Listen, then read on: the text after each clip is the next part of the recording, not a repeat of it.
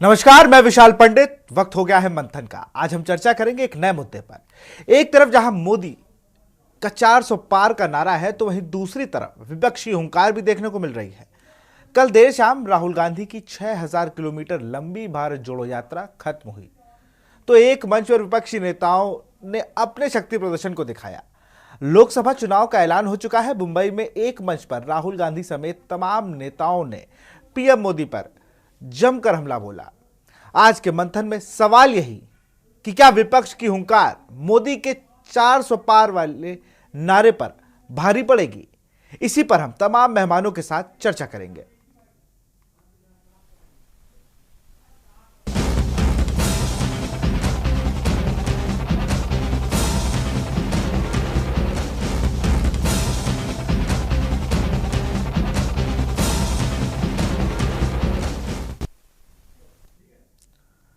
राहुल गांधी की 6000 किलोमीटर लंबी यात्रा कल महाराष्ट्र के मुंबई में खत्म हो गई। संयोग देखिए कि बीते 16 मार्च को लोकसभा चुनाव का शंखनाद हुआ और 16 मार्च को महाराष्ट्र की धरती से राहुल गांधी की न्याय यात्रा का अंत हुआ। यात्रा के समाप्त होने के बाद एक दिन बाद महाराष्ट्र में विपक्ष एक मंच पर महारैली करते हुए नजर आया। राहुल गांधी ने भाषण दिया, खड़गे ने भी बयान दिया और तेजस्वी यादव ने मंच से महारैली के दौरान चुनावी ताल ठोकी। इतना ही नहीं, महबूबा का संबोधन हुआ तो वहीं उद्धव ठाकरे भी मंच से गरजते हुए नजर आए। शरद पवार ने पावर दिखाई, फारूक भड़क गए। लेकिन इन सब से पहले राहुल गांधी ने मणि भवन से लेकर अगस्त क्रांति तक रैली निकाली। यात्रा में कांग्रेस नेता प्रियंका गांधी भी शामिल हुई। देखिए इस रिपोर्ट में।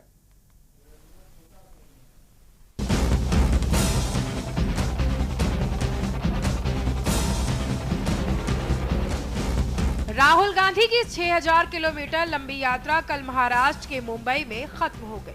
संयोग देखिए, बीते 16 मार्च को लोकसभा चुनाव का शंखनाद हुआ और 16 मार्च को महाराष्ट्र की धरती से राहुल गांधी की न्याय यात्रा का अंत हुआ। यात्रा के समाप्ति के एक दिन बाद महाराष्ट्र में विपक्ष एक मंच पर महारैली करते हुए नजर आया।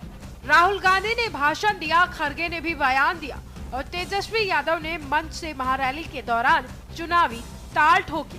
इतना ही नहीं, महबूबा का संबोधन हुआ तो वहीं उद्धव ठाकरे भी मंच से गरजते हुए नजर आए। शरद पवार ने पावर दिखाई, फारूक भड़क गए।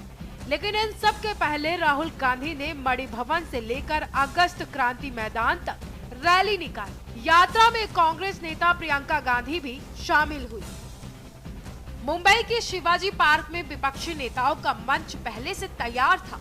हालांकि यात्रा के समापन के बाद कार्यक्रम एक सम्मेलन का था, लेकिन विपक्षी नेताओं ने उसी सम्मेलन के मंच से एकजुट होकर शक्ति प्रदर्शन किया। मंच पर वो चेहरे दिखाई दिए जो अगले माह होने वाले चुनाव में एनडीए और बीजेपी को टक्कर देंगे। यूं तो इस चुनावी मंच पर कन्याकुमारी से लेकर बिहार तक के नेता शामिल हुए, लेकिन मोदी के खिलाफ असल मोर्चा अगर किसी ने खोला तो वो राहुल गांधी थे। राहुल गांधी ने अपने संबोधन में न सिर्फ प्रधानमंत्री पर हमला बोला, बल्कि पीएम की नीयत और नीतियों पर सवालिया निशान उठाए। राजा की आत्मा ईवीएम में है। सही है, सही है। राजा की आत्मा ईवीएम में है।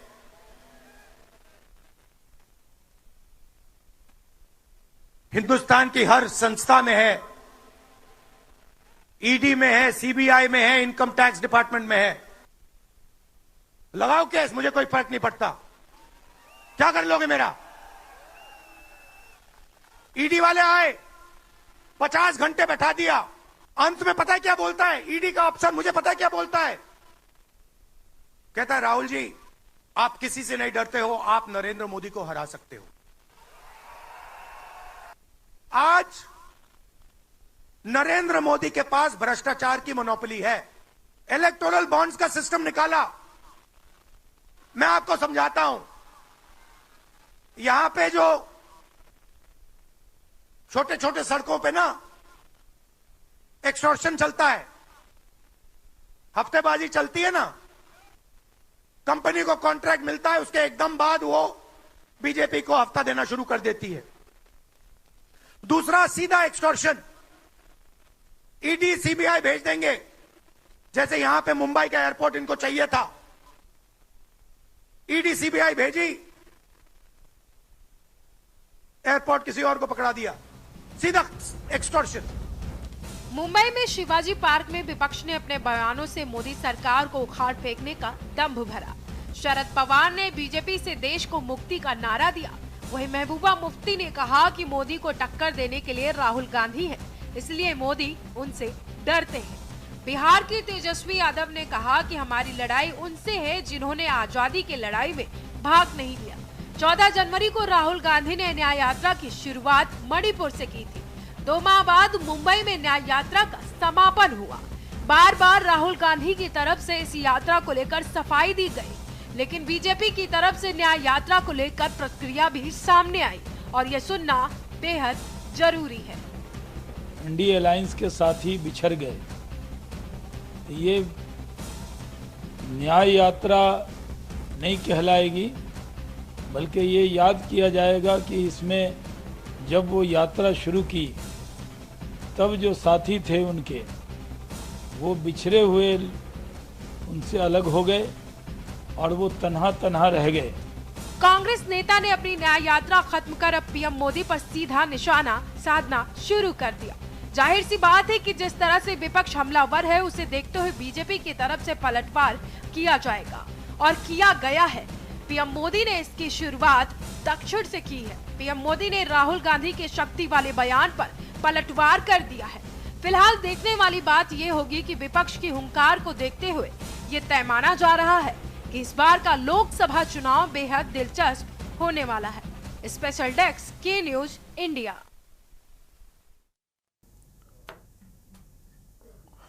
इंडिया अलायंस की महारैली में राहुल गांधी द्वारा दिए गए बयान में कहा गया कि हमारी लड़ाई शक्ति के खिलाफ है। प्रधानमंत्री मोदी ने इस चुनौती को स्वीकार किया और वो शक्ति स्वरूपा माताओं और बहनों की रक्षा के लिए जीवन की बाजी लगा देंगे। तो प्रधानमंत्री ने इस पर पलटवार करते हुए क्या कहा, आप खुद सुनिए। क्या भारत की धरती पर कोई शक्ति के विनाश की बात कर सकता है क्या? क्या शक्ति का विनाश हमें मंजूर है? हम सब शक्ति की आराधना करते हैं कि नहीं करते हैं? पूरा हिंदुस्तान शक्ति की आराधना करता है कि नहीं करता है? अरे हमने तो चंद्रयान की सफलता को भी किसको समर्पित किया?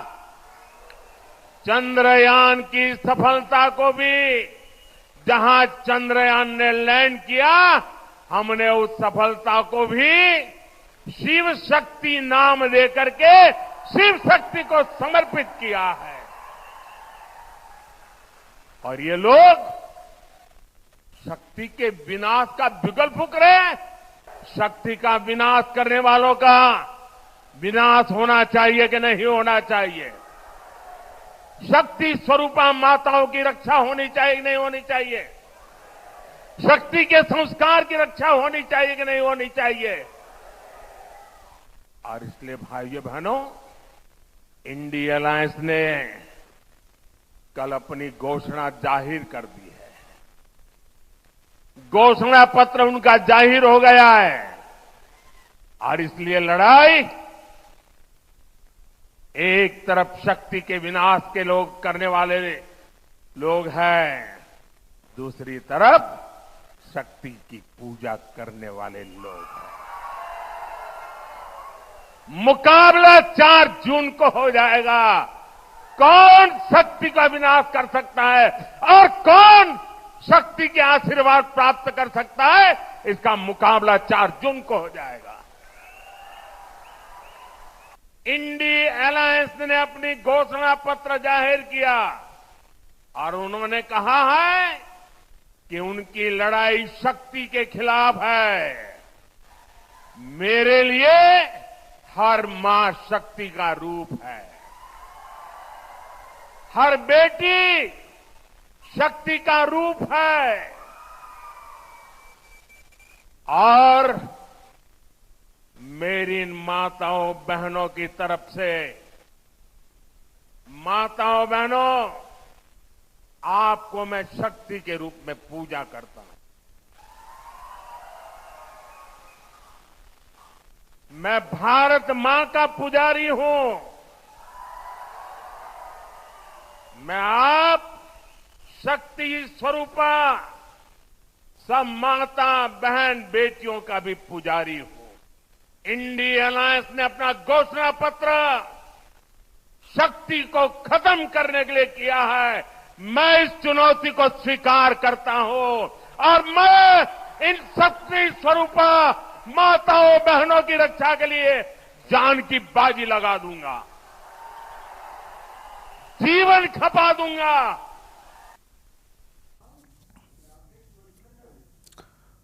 कांग्रेस के नेता और वायनाड से सांसद पूर्व राष्ट्रीय अध्यक्ष राहुल गांधी ने एक बयान दिया कि हिंदू धर्म के शक्ति शब्द का जिक्र करते उन्होंने कहा कि हमारी लड़ाई शक्ति से है।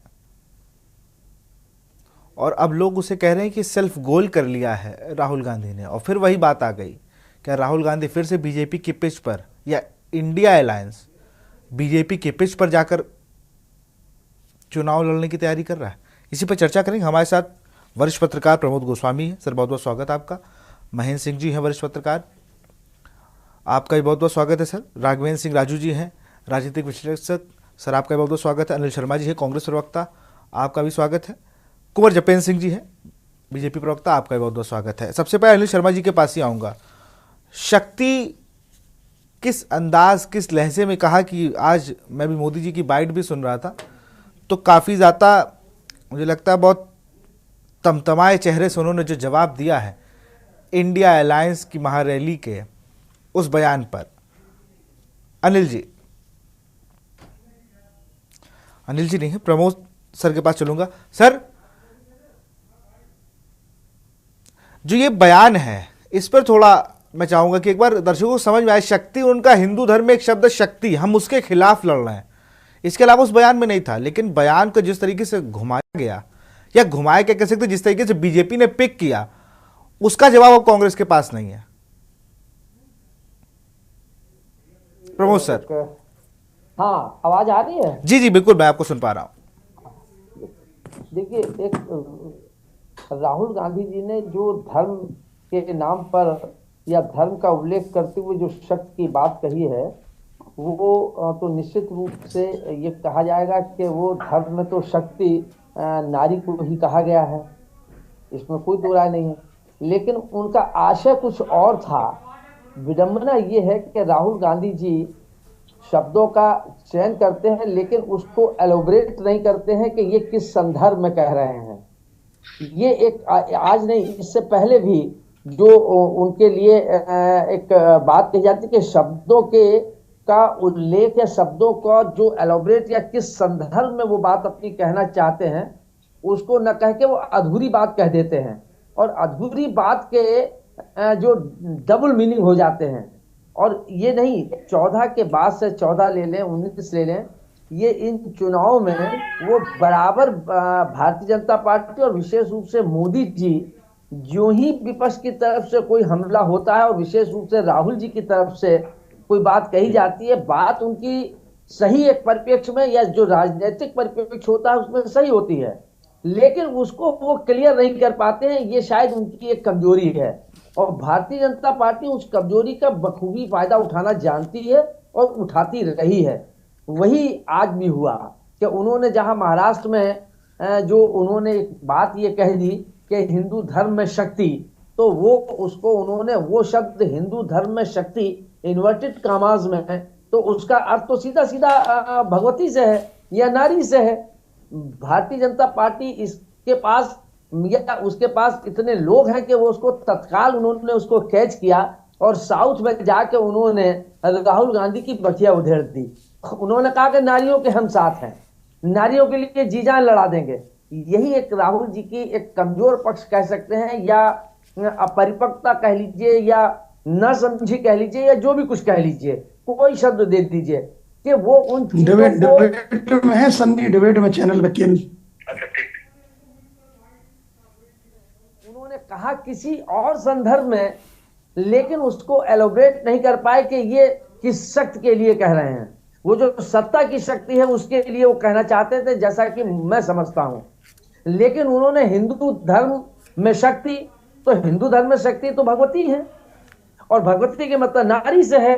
मोदी जी ने तत्काल देश की आधी आबादी को अपनी तरफ मोल्ड करने के लिए, ये जताने के लिए कि कांग्रेस जो है वो नारियों के खिलाफ है, नारियों के विनाश के लिए हम अपनी जान लगा देंगे, लेकिन उनको हम विनाश नहीं होने देंगे। और उसके बाद तो एक चीज और भी कह दी प्रमोद सर, उन्होंने तो ये भी कहा कि घोषणा पत्र में शक्ति को खत्म करने की बात कही गई है, हम ऐसा नहीं होने देंगे। ऐसा तो खैर देखिए, ये राजनीति है, राजनीति में दुधारी तलवार है, इस पर आप कहां भाजेंगे इसको ध्यान रखना पड़ेगा। अगर कहीं आपने चला दिया उसमें अपने ही कट गए तो इस बात का विशेष ध्यान रखने की सतर्कता की जरूरत होती है। अब इससे पहले ले लीजिए, अगर आप देखें तो चौकीदार, उन्होंने तुरंत चौकीदार के मामले को उन्होंने उठा लिया कि मैं देश का सेवक हूं, और चौकीदार पर उन्होंने पूरा चुनाव लड़ लिया। चाय वाले पे इससे पहले 14 में लड़ लिया। इसके बाद जो है खड़गे जी ने जब कह दिया था जहरीला, उन्होंने कहा हम तो अपने भगवान शंकर गले में सांप धारण करते थे, हम भी जहर। तो उन्होंने, यही मैंने कहा कि उसको मतलब ये चुनाव हो जाने के बाद, 3-4 घटनाक्रम हो जाने के बाद, कांग्रेस के नीति नियामक या कांग्रेस के जो स्ट्रेटजी बनाने वाले लोग हैं उनको शायद ये बात समझ में नहीं आई कि आपकी जरा सी बात को राजनीति में जरा सी अगर आप फिसले तो अर्थ का अनर्थ कर देती है।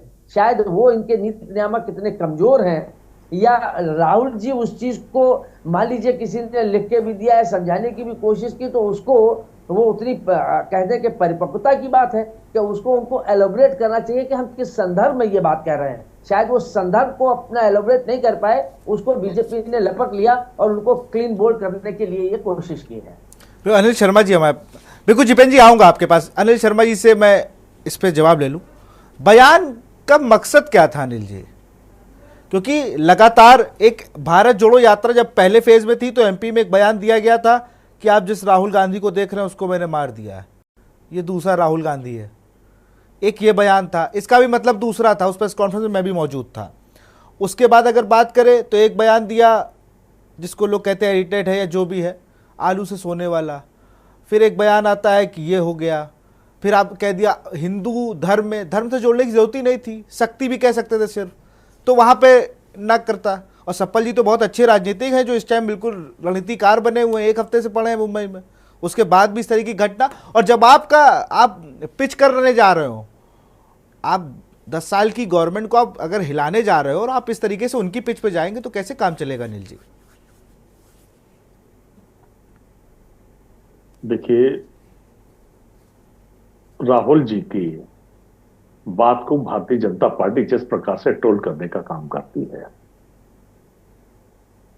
उद्देश्य उनका क्या है इसको समझना बहुत जरूरी है। राहुल गांधी जी नारी शक्ति का सम्मान करते हैं। अगर हिंदू धर्म में नारी को शक्ति बताया गया है तो उस नारी शक्ति का सम्मान करना हर व्यक्ति का धर्म है। बीजेपी धर्म की आड़ में राजनीति करती है। हमें बीजेपी के सर्टिफिकेट की आवश्यकता नहीं है कि हम धर्म के प्रति क्या है। धर्म का जो सर्टिफिकेट बांटने का काम बीजेपी कर रही है, उससे उसको ही नुकसान होने वाला है, ये बिल्कुल निश्चित समझ लीजिए। राहुल गांधी जी ने भारत जोड़ो न्याय यात्रा चलाई।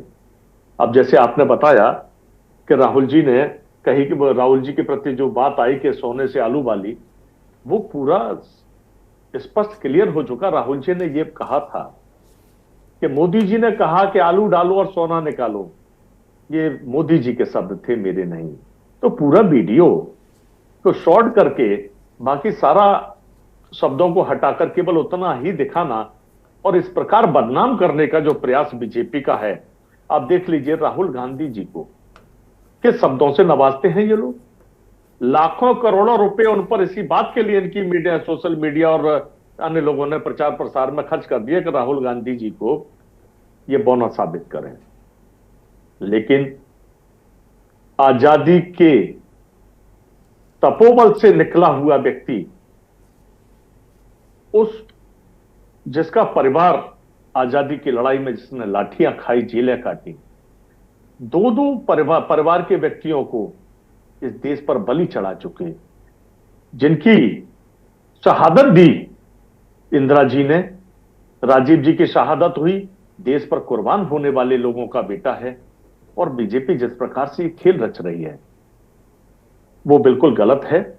बीजेपी का काला चेहरा बिल्कुल सबके सामने आ चुका है। बयान किस लिए दिया था? तो हिंदू धर्म में शक्ति शब्द है, मेरी उनसे लड़ाई है।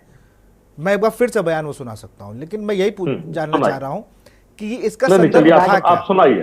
हाँ सुन लीजिए। मैं खाली एक बार एक जी सेकंड लूंगा मैं खाली। जी प्रमुख। मैं राजीव जी आपसे विनम्रता पूर्वक मेरा या मैंने यही बात कही कि उनके कहने का आशय कुछ था, लेकिन उन्होंने जो धर्म से शक्ति को जोड़ दिया और उसको एलोबरेट नहीं किया कि किस धर्म में कह रहे हैं, तो स्वाभाविक है पिछले 3 इलेक्शन से या 2 इलेक्शन से आप ये देख रहे हैं, विधानसभा के कई इलेक्शन हो गए हैं कि जरा सी कोई बात कही गई, भारतीय जनता पार्टी तुरंत उसको अर्थ का अनर्थ कर देती है। तो आप वो मौका क्यों देते हैं? उसको पूरी तरीके से धर्म से शक्ति को जोड़ने का क्या अर्थ था यहाँ?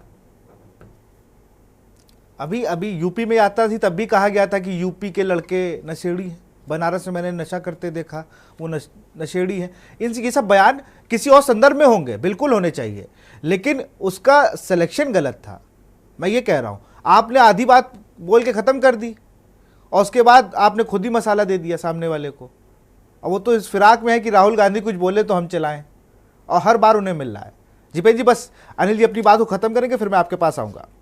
बनारस की धरती पर राहुल गांधी जी ने जो कहा कि जो नौजवान है ये भविष्य है देश का, और इस प्रकार नशे की लत इनको लगेगी, देश का भविष्य क्या होगा, उसका आशय ये था। लेकिन बीजेपी ने क्या किया?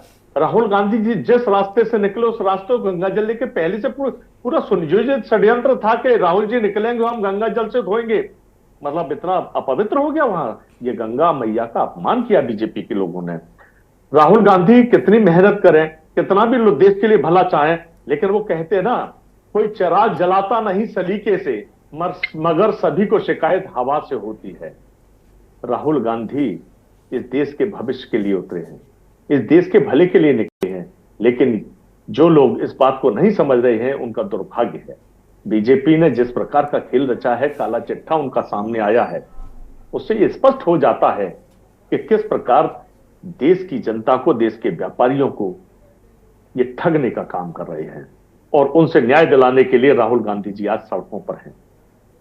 बिल्कुल। जिपेंद्र जी, एक मेरा सवाल आपसे ये है कि हर बार चुनाव में सेम पैटर्न फिर से आ गया। हम इस बात सोच रहे थे कि 2024 में कुछ नया पैटर्न होगा, कुछ बात होगी कि भाई इतने MOU साइन हुए हैं, इतना ये विकास करा दिया है, इतने एम्स बता दिए हैं, 174 लाख करोड़ रुपए का केंद्र सरकार पर कर्जा है। ऐसी भी कई खबर में पढ़ रहा था, अभी मुझे डाटा मिलेगा तो मैं आपसे शेयर करूंगा। उन सब के बीच कि राहुल गांधी शक्ति के बयान से लेकर कि इतना ज़्यादा एग्रेसिव हो जाना, मुझे लगता है मूल मुद्दे फिर गायब होने वाले हैं। अभी पहला फेज भी नहीं हुआ है और आज से मूल मुद्दे भूल चुके हैं। अब बात चंद्रयान की होगी, अब उसकी नहीं होगी कि भाई नीचे के तबके को कुछ मिल रहा है या नहीं। जिपेंद्र जी, भारतीय लोकतंत्र में, जिस देश में आजादी के बाद कांग्रेस ने 60 से अधिक वर्षों तक तुष्टीकरण की राजनीति करी और तुष्टीकरण की राजनीति के दम पर सत्ता के शीर्ष पर बैठे रहे, वहां पिछले 10 वर्षों में भारतीय जनता पार्टी की सरकार, माननीय प्रधानमंत्री मोदी जी ने जितना काम कर दिया और जितना काम कर दिखाया और जितना भरोसा भारतवर्ष की जनता के मन में पैदा करा, वो तो एक देखने वाली बात है। और उसके नतीजे तो पहले भी सामने आए हैं और अब भी चुनाव के बाद सामने आएंगे। लेकिन जैसे प्रमोद जी ने बताया कि राहुल जी ने शक्ति शब्द का उपयोग करके, और उसके बाद उनकी मंशा कुछ और रही होगी, वो एलोब्रेट नहीं कर पाए। तो कैसे करते?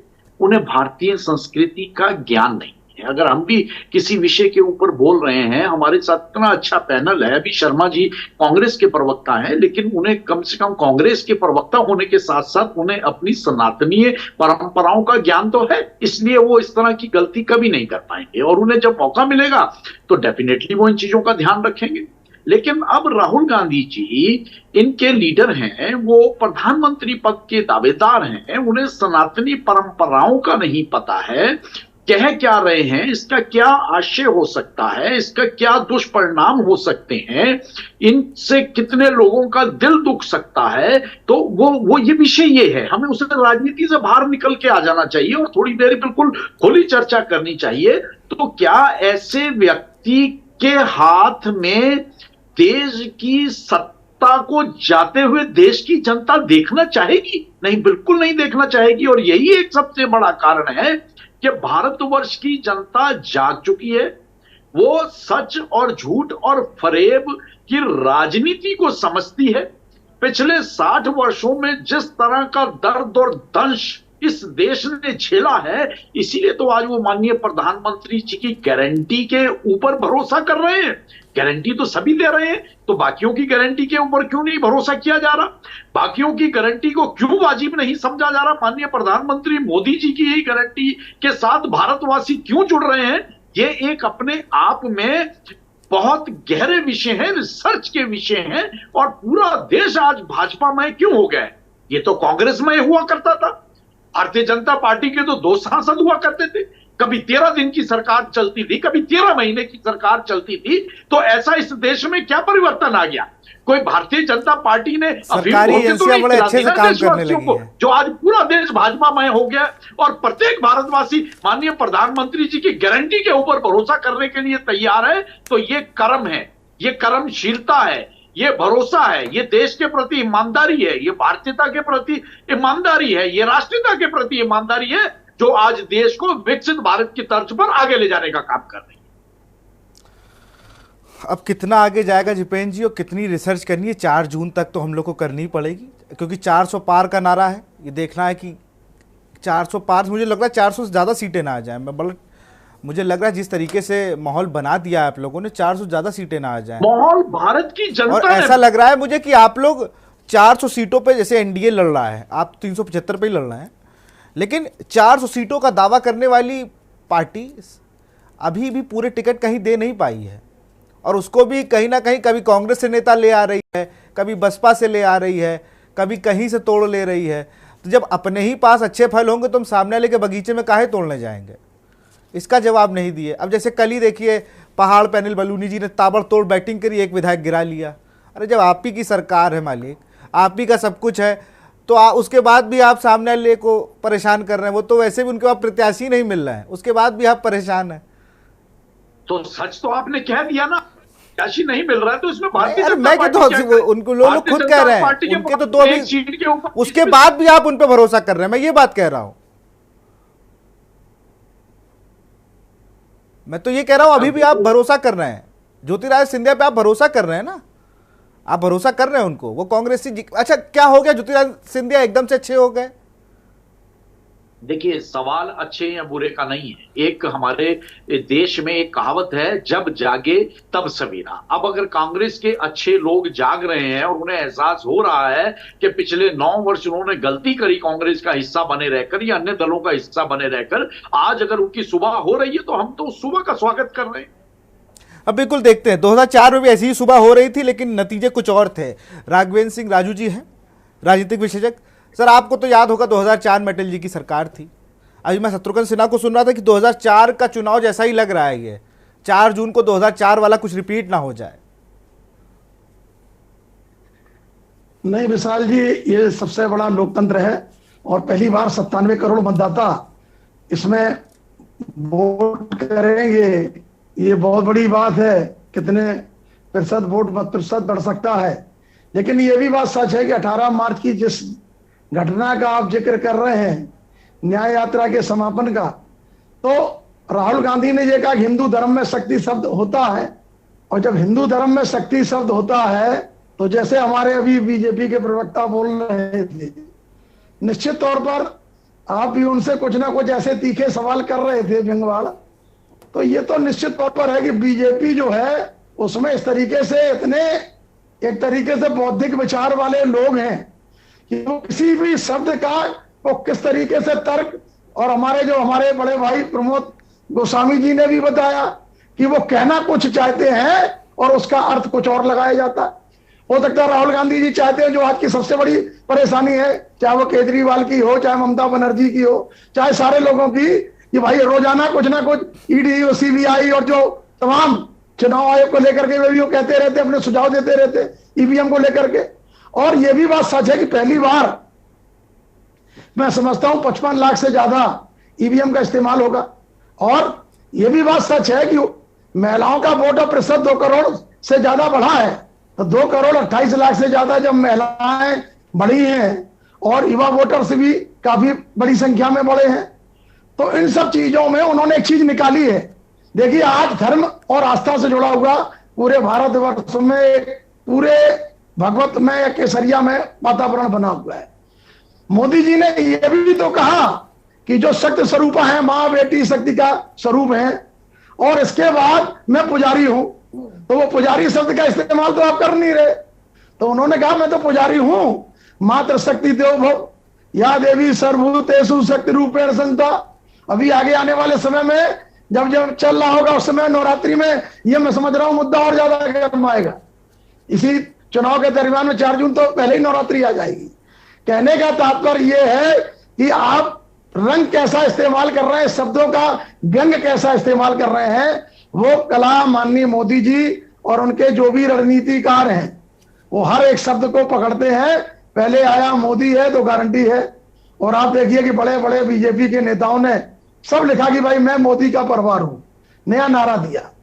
और इसके बाद अब नया नारा ये मिल गया है, महिलाओं के सशक्तिकरण के साथ उन महिलाओं को प्रेरित करने के लिए और खास तौर से मतदाताओं को प्रेरित करने के लिए शक्ति तो एक बहुत बड़ा शब्द है।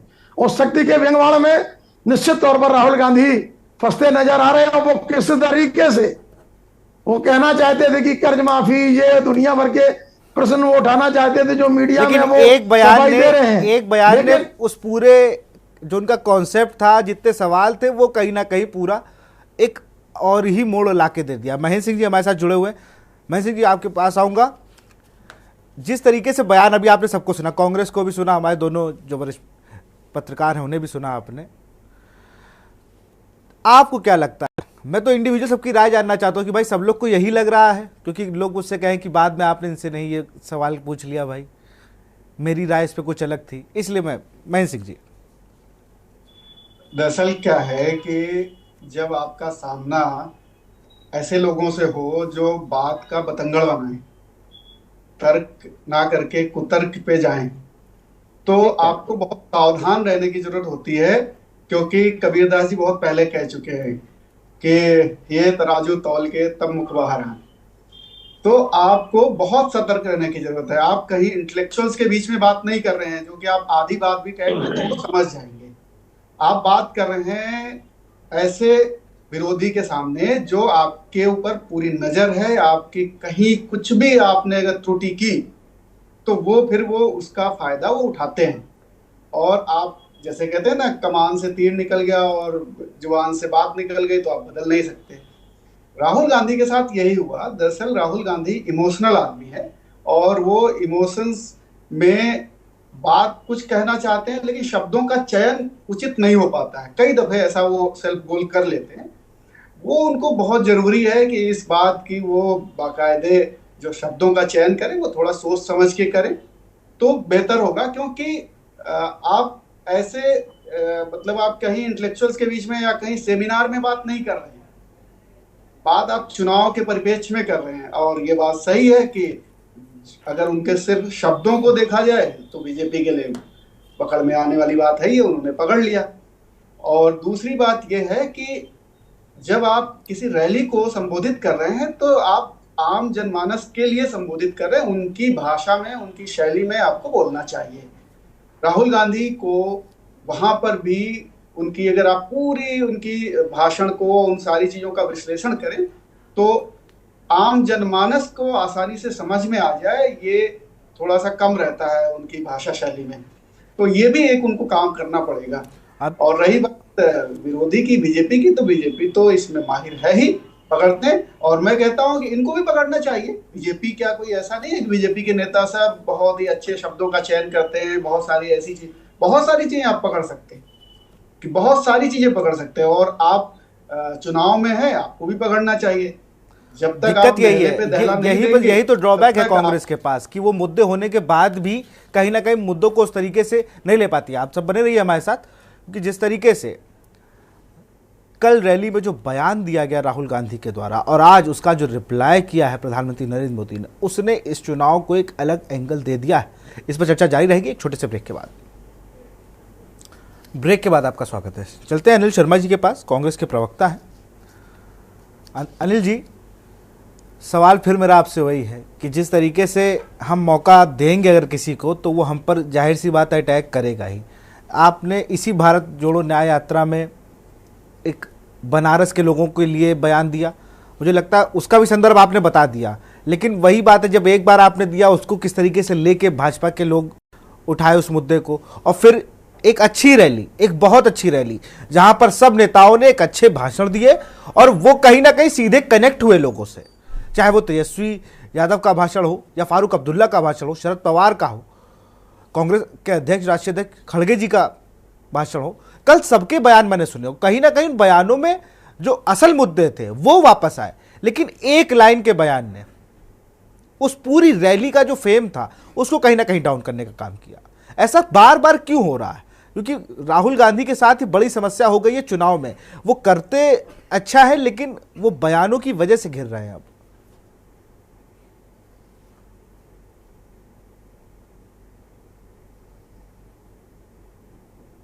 अनिल जी,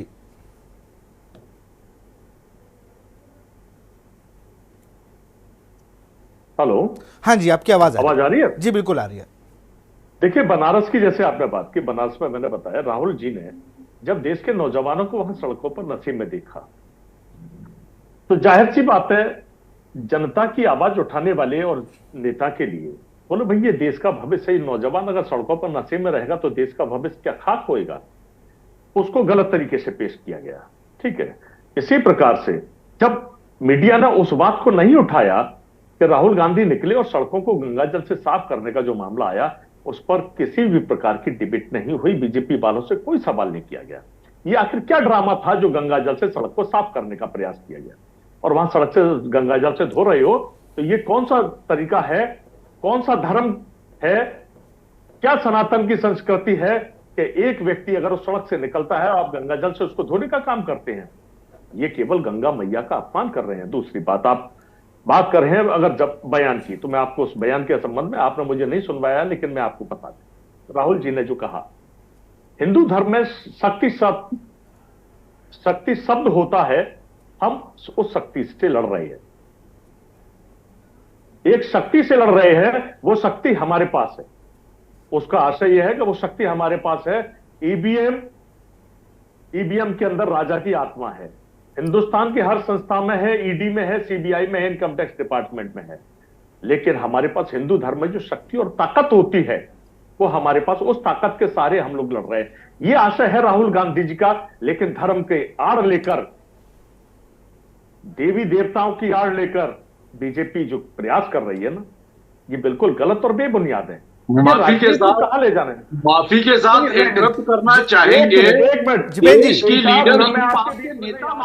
जिपेन जी, एक एक करके, अभी मैं पूरा समय दूंगा आपको, इसीलिए मैंने सबको पूरा समय दिया। जिपेन जी, उनकी बात खत्म हो जाए मैं आपके पास आऊंगा। जिपेन जी, वो नहीं समझते हैं, ये मान लीजिए। अरे बात खत्म हो जाने दीजिए अनिल जी की, फिर आपके पास आऊंगा मैं। आप अपने तर्क को रख लीजिएगा, पहले उनकी बात तो खत्म हो जाने दीजिए।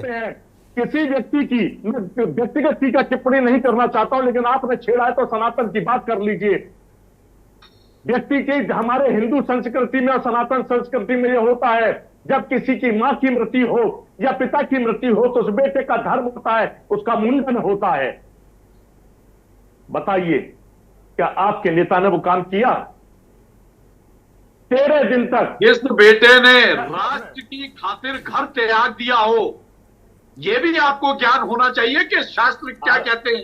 राष्ट्र की खातिर, सत्ता की खातिर त्यागा है, राष्ट्र की खातिर नहीं त्यागा। गलत बात ना करें आप। अपने परिवार को त्याग कर दिया हो, नहीं त्यागा है। अरे पत्नी छोड़कर भागा हो, क्या होता है? क्या बात करते हैं? कभी कहते हैं कि गली के चौकीदार हम देश के चौकीदार हैं, कभी कहते हैं मैं तो फकीर आदमी झोला लेकर चल पड़ूंगा। आप लोग खेलते हैं, कभी आप चौकीदार बनाते हैं, कभी आप चाय वाला बनाते हैं, कभी आप भेदर बनाते हैं, तो क्योंकि कुश्ती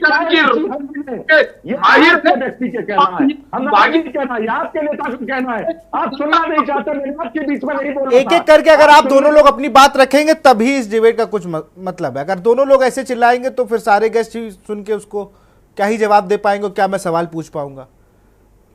सारी बातें आप लोग हर डिबेट में वही बातें आ रही ना कि उन्होंने ये नहीं कही। अरे बात खत्म हो जाने दीजिए।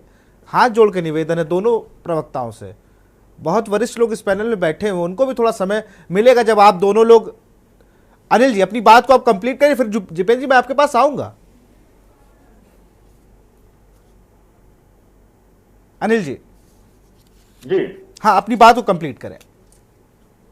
देखिए, सबसे बड़ी बात है सनातन के ऊपर ये बात करते हैं। ये देश संविधान से नहीं चलेगा, ये देश संविधान से चलेगा। और यहां धर्म की आड़ की राजनीति लेकर जो व्यक्ति काम कर रहे हैं वो निश्चित है देश की जनता उनको उखाड़ फेंकने के लिए तैयार है। ये कहते हैं देश में गारंटी, किसकी गारंटी की बात करते हैं? 170 सुन लीजिए, आपकी सरकार ने, जहां मोदी की गारंटी चली 5 राज्यों के चुनाव में, मध्य प्रदेश के अंदर खुद की पुरानी सरकारों की 170 योजना को उनके खुद के मुख्यमंत्री ने घोषणा की कि हम इन योजनाओं को रोक रहे हैं। 170 योजनाओं को रोकने का काम किया, ये मोदी जी की गारंटी है। 2 करोड़ लोगों को प्रतिवर्ष रोजगार की बात थी, और कितने लोगों को रोजगार मिला, कितने को रोजगार छिना, ये मोदी जी की गारंटी थी। किसानों को उनकी आय दोगुनी होगी, न्याय का हक मांगने पर उनके लिए सड़कों पर बड़ी बड़ी कीलें बिछा दी गई, ये मोदी जी की गारंटी है। नौजवानों को बच्चे लीक हो रही है, ये मोदी जी की गारंटी है। नौजवानों को रोजगार के नाम पर लाठियां भाजी जा रही है, ये मोदी जी की गारंटी है। महिलाओं को निर्वस्त्र किया जा रहा है, अत्याचार महिला पर हो रहे हैं। पहलवान बेटियां न्याय मांगती हैं तो उन पर अत्याचार होता है, ये मोदी जी की गारंटी है। आखिर कौन सी है मोदी की गारंटी? पुरानी पेंशन अगर मांगते हैं कर्मचारी तो उनकी नौकरियों पर बात आ जाती है, ये मोदी जी की गारंटी है। किस तरह की मोदी जी की गारंटी है? कहां देश को ले जाना चाहते हैं? जनवरी के महीने में किसी पर ईडी की कार्रवाई होती है, फरवरी में सीबीआई की कार्रवाई होती है, नवंबर में एक बड़ा इलेक्ट्रॉनिक बॉन्ड खरीदने के बाद बीजेपी को चंदा दे देता, सारी कार्रवाई खत्म। ये मोदी जी की गारंटी है। कहां ले जाना चाहते हैं देश को? महंगाई चरम पर है? देश कर्जदार होता चला जा रहा है, 155 लाख करोड़ का कर्जा बढ़ा दिया। आप कहते हैं मोदी जी की गारंटी है? यह मोदी जी की गारंटी है कि देश को गर्त में ले जाने की। आप कहते हैं कि आपको 2 बार बना दिया अपना प्रधानमंत्री, जनता पर 75 साल 75 वायदों के साथ आपकी सरकार आई, लेकिन 75 वायदों पर कितनी सरकार खरी उतरी ये भी जनता जानती है। आज जनता त्राही त्राही कर रही है। आज मेरी एक छोटी सी जवाब बता दें। एक व्यापारी से मेरी बात हुई जो कपड़े का व्यापारी था। आज छोटी सी घटना बता रहा हूं और शायद ये संदेश जनता के, देश की जनता जान ले। जल्दी से खत्म करेंगे अनिल जी बात को, फिर मैं जवाब बहुत छोटी सी बात में बिल्कुल। बोले कि मैंने भाई ये लॉन का कुर्ते का कपड़ा जो है आपके दुकान पर आया कि नहीं? बोले भैया इस प्रकार से जीएसटी लगा दी गई है, टैक्स लगा दिया है कि हम जनवरी में अगर उनको ऑर्डर देते हैं तो अप्रैल तक फरवरी तक माल आएगा। यहां 15 दिन तक उनको पेमेंट अगर नहीं दिया, जो माल हमारा उधारी में आता था 15 दिन को उनको पेमेंट नहीं दिया तो सरकार को 30% टैक्स देना पड़ेगा। आज व्यापारी जहां गुजरात से वो कपड़ा आता था वो सारे कपड़े की लाटों को, उन गट्ठरों को वापस भेज रहा है और कलम कटवा रहा है कि हमारा तुम्हारा कोई लेन देन नहीं है। 10 लाख का माल मंगाया, 30% टैक्स दे दिया तो बचा क्या 7 लाख उस व्यापारी को देंगे। ये मोदी जी की गारंटी है। देश को गर्त में ले जाने की बात हो रही है। छोटे और मझोले व्यापारी, दबे कुचले शोषित वंचितों के ऊपर अत्याचार हो रहे हैं, ये मोदी जी की गारंटी है। कहां देश को ले जाना चाहते हैं? जिपेंद्र जी जवाब दीजिए। हाँ बिल्कुल, अब आप ही को मैंने कहा, अब आप जवाब दे सकते हैं। जी, जितनी बातें हमारे साथी प्रवक्ता ने बताई तो ये बताना भूल गए कि कांग्रेस के राज में जो बिचौलियों का राज होता था, जो कमीशन खोरी का राज होता था, जो खुल के भ्रष्टाचार होता था, तो यही तो एक कारण था कि ना तो बीपीएल कैटेगरी के लिए इस देश के अंदर कुछ हुआ और ना विकासशील भारत, विकसित भारत के रास्ते पर आगे बढ़ पाया। और आज आपको तकलीफ हो रही है। जीएसटी के माध्यम से बिचौलिए खत्म किए गए हैं, भ्रष्टाचार को जड़ से खत्म करने का काम किया गया है और उसके द्वारा जितने रेवेन्यू कलेक्शन आ रहा है तो वो कहीं ना कहीं इस देश के अंदर जो 80 करोड़ लोग जिनके लिए राशन की योजनाएं आती हैं, शौचालय की योजनाएं आती हैं, घरों की योजनाएं आती हैं, और उनके लिए उनकी अन्य जरूरतों की समय समय पर योजनाएं आ रही हैं। अभी विश्वकर्मा योजना के माध्यम से जो 18 ट्रेड्स को खड़ा करके उनकी आर्थिक स्तर उस कैटेगरी का बढ़ाने के प्रयास हो रहे हैं। तो ये भारतीय जनता पार्टी का सुशासन है, जो कांग्रेस के कुशासन से बहुत ऊपर है। अगर ऊपर है तो इसीलिए भारतवर्ष की जनता भारतीय जनता पार्टी पे भरोसा कर रही है, अपने माननीय प्रधानमंत्री की गारंटी पे भरोसा कर रही है। आपके दर्द को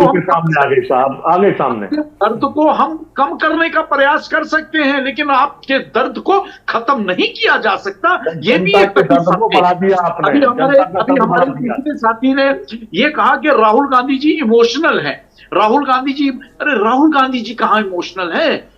हमारे देश के प्रधानमंत्री राहुल गांधी जी से कहीं ज्यादा इमोशनल है, कहीं ज्यादा इमोशनल है। लेकिन वो इमोशनल होने के सेंटीमेंट्स की, तभी तो जनता को बेवकूफ बनाने की कोशिश, सेंटीमेंट्स को आघात नहीं पहुंचाते हैं। वो इसलिए क्योंकि वो भारतीय परंपराओं के जानकार हैं, वो भारत की जड़ों से जुड़े हुए हैं, वो जमीन से उठे हुए हैं, उन्हें दर्द है। उस दर्द को महसूस करते हुए वो योजनाएं बनाते हैं। योजनाएं बनाने के बाद उन योजनाओं को धरातल पर उतारा जाता है, और धरातल पर उतारने के बाद उन योजनाओं का लाभ जो घर घर पहुंचता है। इसलिए गारंटी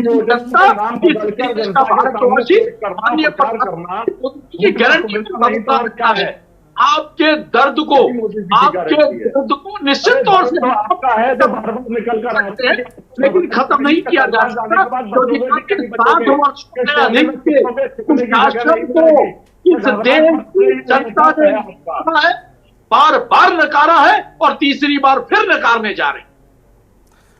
महेंद्र जी, तो 70 साल की आजादी फिर आपके सारे कर्मों का हिसाब लोगों के पास था, लेकिन झूठ का पुलिंदा बनाकर जिस प्रकार से जनता के सामने पेश किया, आपने मान्यवर नेताओं ने लाठी डंडे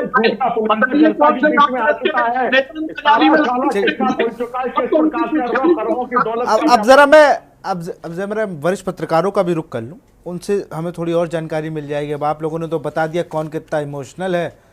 हम तो सबको रैलियों में देख रहे हैं, जिसका मन जहां कर रहा है वहां रो दे रहा है। वो कहीं भी कोई कितना भी इमोशनल हो जाए, लेकिन जब तक सबसे नीचे बैठा व्यक्ति नहीं सुखी है तो सभी लोग सबके इमोशन का हम करेंगे क्या? महेंद्र जी, आपके इमोशनल शब्द पर ही जितेंद्र जी ने कहा कि जिस तरीके से बहुत इमोशनल हैं हमारे प्रधानमंत्री, होना भी चाहिए भाई, वो थोड़ा भावुक हैं। भारत को सबसे अच्छे से समझने वाले प्रधानमंत्री हैं और बाकी नेता नहीं समझते हैं विपक्ष के, जैसे कि राहुल गांधी, ऐसा जितेंद्र जी कह रहे हैं। एक वाक्य मुझे आता है, काशी विश्वनाथ की भी बात हो रही थी। काशी विश्वनाथ में राहुल गांधी ने बाकायदा पूजा अर्चना करी और बहुत देर तक सारे मीडिया के साथी इंतजार करते रहे कि भाई अब फोटो आएगी या अब वीडियो आएगा।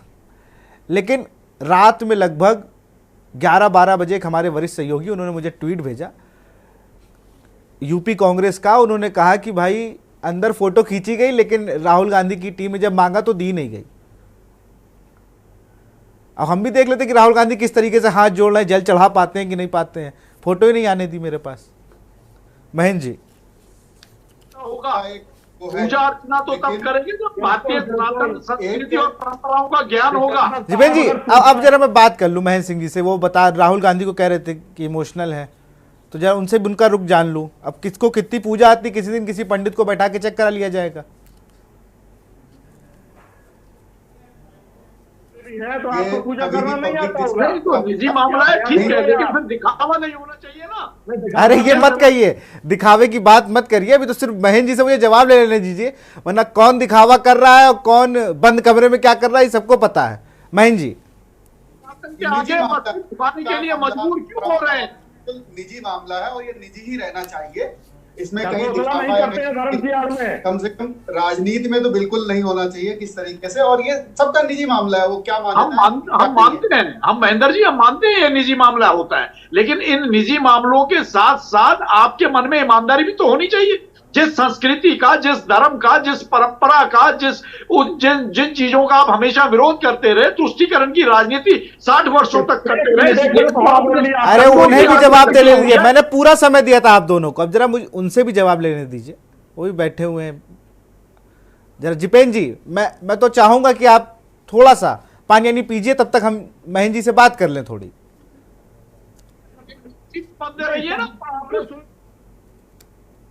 मैं पूरा समय दे चुका हूं जिपेंद्र जी आपको, अब आप हर एक बात पे क्वेश्चन पुट करेंगे तो फिर डिबेट फिर आप ही कर लीजिए, हम लोग शांत हो जा रहे हैं।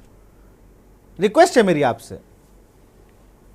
इसके सामने क्या क्या मुद्दे हैं, किसानों का मुद्दा, बेरोजगारी का मुद्दा, व्यापारियों का मुद्दा, महंगाई का मुद्दा, ये बहुत सारे मुद्दे हैं। आप खुद देखते रहें कितनी बार स्टूडेंट्स बार बार विरोध करते हैं, प्रदर्शन किया, सारी चीजें। लेकिन विपक्ष के पास बहुत मुद्दे हैं मोदी जी को घेरने के लिए, बहुत मुद्दे। मुझे लगता है कि 20 सालों में इससे ज्यादा मुद्दे कभी नहीं आए होंगे विपक्ष के पास, इतने मुद्दे हैं। लेकिन विपक्ष इस मामले में फेल है कि कभी भी देशव्यापी आंदोलन खड़ा ही नहीं कर पाया। सारा विपक्ष मिल करके, इनके पास तो चल के मुद्दे आ रहे हैं, मतलब इतने ज्यादा मुद्दे आज तक कभी नहीं रहे। देखिए बेरोजगारी, यूपी में ही 4 साल से भर्तियां नहीं हुई, जिस तरीके से सरकारी पेपर लीक हो जाते, हर प्रदेश में पेपर लीक हो जाते।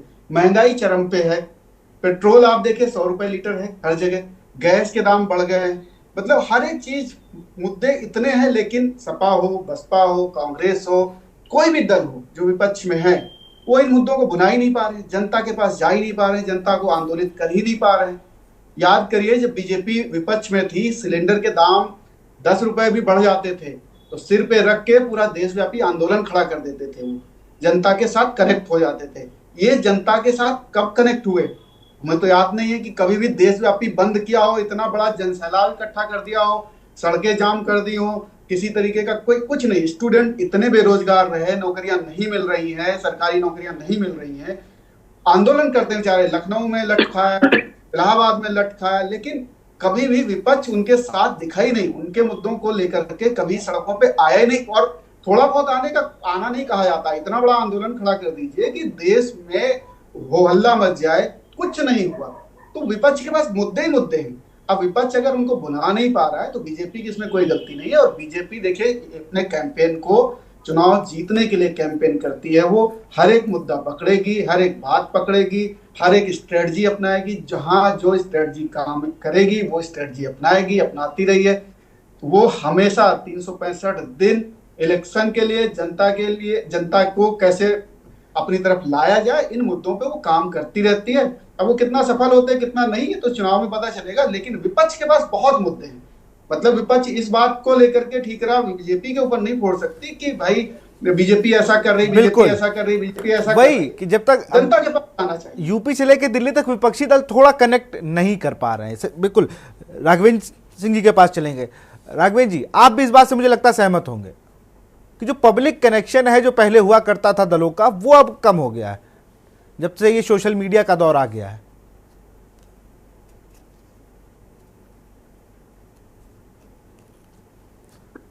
अनम्यूट कर लीजिए राघवेंद्र जी। कुर्सी पाने और चोला के बदलने का अवसर बाध्यता का ये दौर है, और जिन मुद्दों को आप लेकर के चल रहे हैं वो कल कुछ और था, आज कुछ और है। आज जो बात कह रहे थे हमारे महेंद्र सिंह जी, उन मुद्दों की बात नहीं है। आज बात सिर्फ मुद्रा की होती है, भाई किसके पास कितना मुद्रा है, कितना इलेक्ट्रॉनिक बॉन्ड है, उन मुद्दों से पक्ष और विपक्ष को कोई लेना देना नहीं है। अभी आपने कहा कि तमाम लोग भारतीय जनता पार्टी में आ रहे हैं। अरे भाई, अगर वो भारतीय जनता पार्टी में आ रहे हैं तो दूसरों दलों से भी लोग इंतजार कर रहे हैं कि भैया हमें यहाँ टिकट नहीं मिले तो हम दूसरे दलों में चले जाएं। तो निष्ठा और प्रतिष्ठा किसी की है नहीं, इसलिए कि 450 से ज्यादा पूर्व सांसद और विधायक बीजेपी में आए और लगभग 66 से ज्यादा मैं समझता हूं लोगों ने बीजेपी को ज्वाइन किया।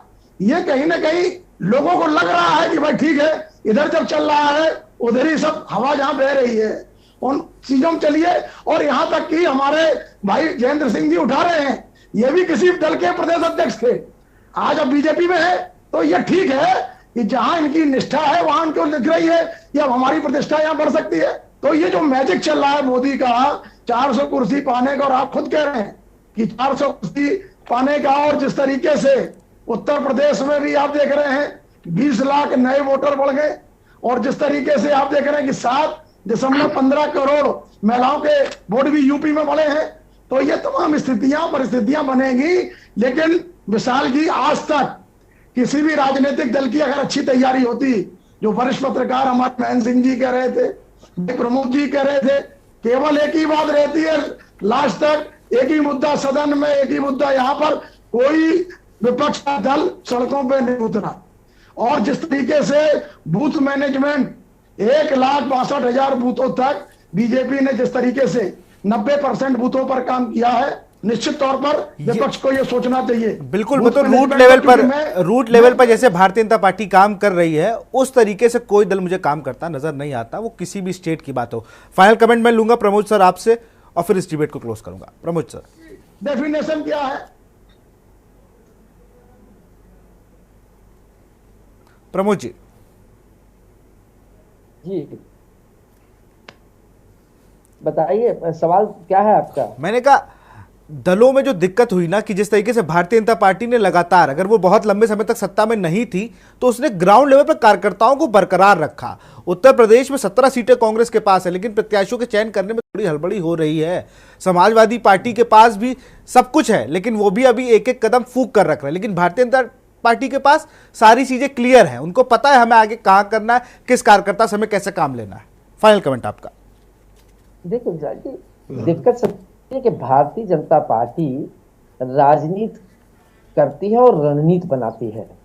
विपक्ष जो है वो चुनाव के ऐन वक्त पर आकर सोचती है, और वो 24/7 भारतीय जनता पार्टी काम करती है। एक इलेक्शन खत्म होता है, उसके 10-15 दिन के रेस्ट के बाद उनके पार्टी के टॉप से लेके बॉटम तक के नेता जो हैं, मतलब जिले, राज्य से लेके प्रदेश और प्रदेश से लेके पंचायत और ग्राम पंचायत तक जो है वो अपने कार्यकर्ताओं को एक्टिव रखते हैं। अभी महेंद्र जी ने एक बढ़िया बात कही थी कि सर जल्दी से बात को खत्म करें क्योंकि हमारे पास बिल्कुल पीसीआर से कमांड आ रहा है डिबेट को खत्म करने के लिए। विपक्ष जो है वो इतने मुद्दे हैं कि इतने मुद्दे कभी नहीं रहे होंगे, लेकिन विपक्ष उन मुद्दों को उठाने, आप बताइए कि धर्म से शक्ति का मुद्दा उठा दिया, कहां बेरोजगारी है, कहां महंगाई है, कहां भारतीय जनता पार्टी के बातें, ये सारे मुद्दे, इस पर कुछ चर्चा नहीं करते। भारतीय जनता पार्टी को सूट करता है, उनकी कमियों पर कहीं भाजपा को या गैर भाजपा दलों को या इंडिया को पकड़ना चाहिए कि उनकी खामियां क्या हैं।